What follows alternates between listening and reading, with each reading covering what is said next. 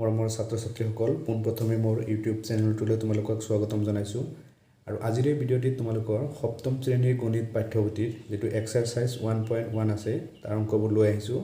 ইয়াৰ আগৰ ভিডিঅ'ত 1 number 2 number 3 number 4 নম্বৰলৈকে কৈ থোৱা আছে, তোমালোকে তাৰ পৰা চাব পাৰিবা। আজি আমি এই 5 নম্বৰৰ পৰা আৰম্ভ কৰিম। 5 নম্বৰত কি কৈছে, মেনশ্যন ইফ ট্ৰু অৰ ফলছ।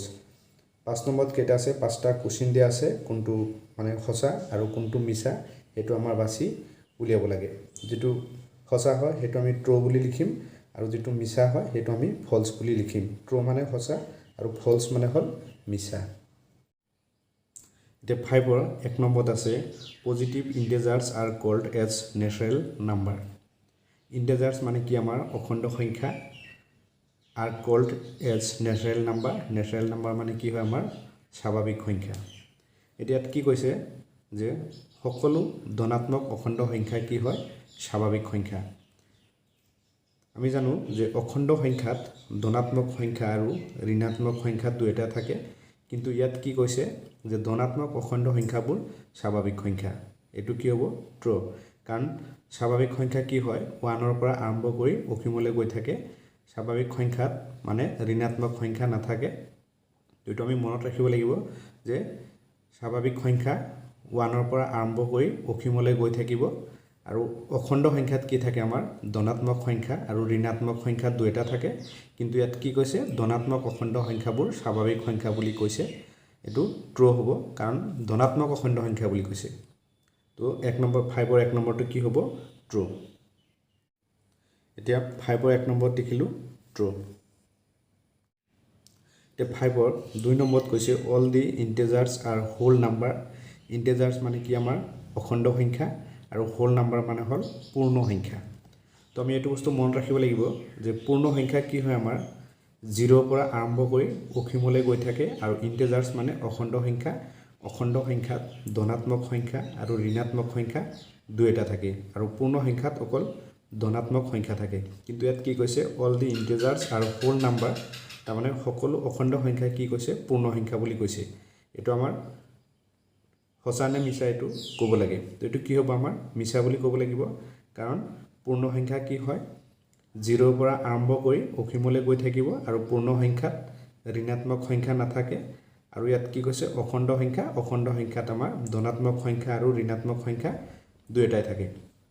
তো আমাৰ এই 2 নম্বৰটো কি হ'ব ফলছ বুলি লিখিব লাগিব, কাৰণ কি অখণ্ড সংখ্যাত ধনাত্মক সংখ্যা আৰু ঋণাত্মক সংখ্যা দুটা থাকে আৰু পূৰ্ণ সংখ্যাত কি থাকে অকল ধনাত্মক সংখ্যা থাকে। আমি 5ৰ 2 নম্বৰত ফলছ বুলি লিখি দিম। এতিয়া লিখিলোঁ 5ৰ 2 নম্বৰত ফলছ। এতিয়া 5ৰ 3 নম্বৰত আছে number line is extended to infinity on the both side of 0। তাৰমানে কি কৈছে যে সংখ্যা ৰেখাডাল 0ৰ পৰা আমি কি কৰিব পাৰি দুয়োফালে অসীমলৈ বঢ়াই দিব পাৰি। তো এইটো সঁচা নে মিছা আমি সংখ্যা ৰেখাটো অকণমান আঁকি চাওঁ। এতিয়া আমি 3 নম্বৰটো কি কৈছিলে যে সংখ্যা ৰেখাডাল 0ৰ দুয়োফালে অসীমলৈ বিস্তাৰিত। আমি যদি এটা সংখ্যা ৰেখা বনাওঁ, এইটো সংখ্যা ৰেখা বনালোঁ, ইয়াত কি দিম আমি মাজত কি হয় 0। 0ৰ পৰা সোঁহাতে কি যায় ধনাত্মক সংখ্যা আৰু বাওঁহাতে কি যায় ঋণাত্মক সংখ্যা। ইয়াত আমি দিলোঁ 1, ইয়াত 2, ইয়াত দিলোঁ 3, এইফালে দিম -1, -2 আৰু ইয়াত দিলোঁ -3। আমাৰ কি কৈছে অসীমলৈ বিস্তাৰিত। এতিয়া ইয়াত 0ৰ পৰা আমি সোঁহাতে যাব পাৰিম, যিমান মানে দৰকাৰ হয় আমাৰ সিমান দূৰলৈকে যাব পাৰিম, তাৰমানে অসীমলৈ যাব পাৰিম। আকৌ 0ৰ পৰা বাওঁফালেও আমি অসীমলৈ যাব পাৰিম আৰু 0ৰ পৰা সোঁফালেও আমি অসীমলৈ যাব পাৰিম। তো এইটো কি হ'ব আমাৰ ট্ৰু বুলি লিখিব লাগিব, কাৰণ কি আমি 0ৰ পৰা দুয়োফালে অসীমলৈ যাব পাৰিম। 0ৰ পৰা সোঁহাতেও আমি অসীমলৈ যাব পাৰিম আৰু 0ৰ পৰা বাওঁহাতেও অসীমলৈ যাব পাৰিম। তো এইটো আমি কি লিখিব লাগিব ট্ৰু।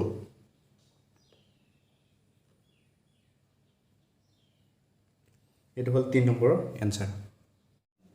এতিয়া হ'লে আমি 5ৰ 4 নম্বৰত কি কৈছে 0 and negative integers from the collection of whole number. তাৰমানে কি কৈছে যে 0 নেগেটিভ মানে ঋণাত্মক ইন্টিজাৰ্স। নেগেটিভ ইন্টিজাৰ্স মানে কি হ'ব ঋণাত্মক অখণ্ড সংখ্যা from the collection of whole number whole number মানে কি হয় আমাৰ পূৰ্ণ সংখ্যা আমাৰ কি কৈছে যে 0 আৰু ঋণাত্মক অখণ্ড সংখ্যাবোৰে আমাৰ এই পূৰ্ণ সংখ্যা গঠিত হয় বুলি কৈছে বা থোপটো গঠিত হয় বুলি কৈছে কিন্তু এটো ফলছ হ'ব কাৰণ কি আমি জানো যে পূৰ্ণ সংখ্যা 0 পৰা আৰম্ভ কৰি অসীমলৈ গৈ থাকে আৰু পূৰ্ণ সংখ্যাত নেগেটিভ সংখ্যা নাথাকে আৰু ইয়াত কি কৈছে 0 আৰু নেগেটিভ সংখ্যাৰে মিলি কি হয় আমাৰ পূৰ্ণ সংখ্যা গঠিত হয় বুলি কৈছে এটো কি হ'ব ফলছ হ'ব তোমালোকে ভালকে মনত ৰাখিবা যে পূৰ্ণ সংখ্যা আমাৰ 0 পৰা আৰম্ভ কৰি অসীমলৈ গৈ থাকে আৰু পূৰ্ণ সংখ্যাত ঋণাত্মক সংখ্যা নাথাকে আৰু ইয়াত কি কৈছে 0 আৰু নেগেটিভ সংখ্যা মিলি আমাৰ পূৰ্ণ সংখ্যা গঠিত হোৱা বুলি কৈছে যেটো আমি ফলছ বুলি লিখিব লাগিব তো 4 নম্বৰটো কি হ'ব ফলছ এটা আমি 4 নম্বৰ এনসাৰটো ফলছ বুলি লিখিম FAL S ফলছ 4 নম্বৰটো হ'ল আমাৰ ফলছ এতিয়া 5 নম্বৰত আছে if a plus b equal to 0 then one of them is additive inverse of other and vice versa তাৰ মানে কি কৈছে যদি if মানে যদি a plus b equal to 0 তেনেহলে ইহতৰ এটা আনটোৰ যোগাত্মক বিপৰীত হয় বুলি কৈছে এটো তাৰ মানে এনেকুৱা টাইপৰ যদি যোগৰ ক্ষেত্ৰত আমি কি কৰো সংখ্যা দুটা যদি হলনি কৰি লিখো যেনেকুৱা 2 + 3 = কিমান হ'ব 5 হ'ব নাইবা 3 + 2 = কইলে কিমান হ'ব 5 হ'ব সংখ্যাটো যদি আমি হাল হলনি কৈ দিও মানে আগৰটো পাছৰটো যদি আগত মানে লিখো যোগৰ ক্ষেত্ৰত কি হয় আমাৰ কোনো পৰিৱৰ্তন নহয় তাৰ মানে ক্ৰম হলনি কৈ দিলে আমাৰ কি হয় কোনো পৰিৱৰ্তন নহয় এটা 5 নম্বৰটো আমি ট্ৰু বুলি লিখিম এটো তাৰ মানে এনেকুৱা আছে যে a + b a + b = 0 তাৰ মানে a + b = কইলে কি হয় আমাৰ 0 হয় যেনেকৈ আমি ধৰা এটা মান কিবা এটা ললো যে 5 + 2 লৈছো তেতিয়া কিমান হ'ব 7 হেতু হিচাপত যেনে a + b = 0 লৈছে এই সংখ্যা কেইটা যদি আমি আগৰটো পাছত বা পাছৰটো আগত লিখো কিবা পৰিৱৰ্তন হ'ব জানো একো পৰিৱৰ্তন নহয় এতিয়া চোৱা 5 + 2 কইলে আমি কিমান পালো 7 পালো আৰু 2 + 5 কইলে আমি কি পাম 7 পাম এটো তাৰ মানে কি কইলো আমি ক্ৰম হলনি কৰা বুলি কয় তোমালোকে ক্লাস 8 ত পাবা এবোৰ এটো ক্ৰম হলনি কইলে মানে যোগৰ ক্ষেত্ৰত আমি যদি ক্ৰম হলনি কৈ দিও তথাপি কি হয় আমাৰ যোগৰ ক্ষেত্ৰত কোনো পৰিৱৰ্তন নহয় মানে 5 + 2 কইলে আমি কিমান পালো 7 পালো এটা 2 টো আগত লিখিলো 5 টো পিছত লিখিলো এই 2 + 5 কইলে আমি কিমান পালো 7 পালো এটো আছিল আমাৰ 5 নম্বৰৰ এনসাৰ মৰমৰ ছাত্ৰ ছাত্ৰীসকল আজি ভিডিওটো ইমানে আছিল তোমালোকে যদি মোৰ চেনেলটোত নতুন আহিছা চেনেলটো সাবস্ক্ৰাইব কৰি দিবা লাইক কৰিবা কমেন্ট কৰি মোক জনাবা ভিডিও কেনে পাইছা আৰু বন্ধু বান্ধৱীৰ মাজত শেয়াৰ কৰি দিবা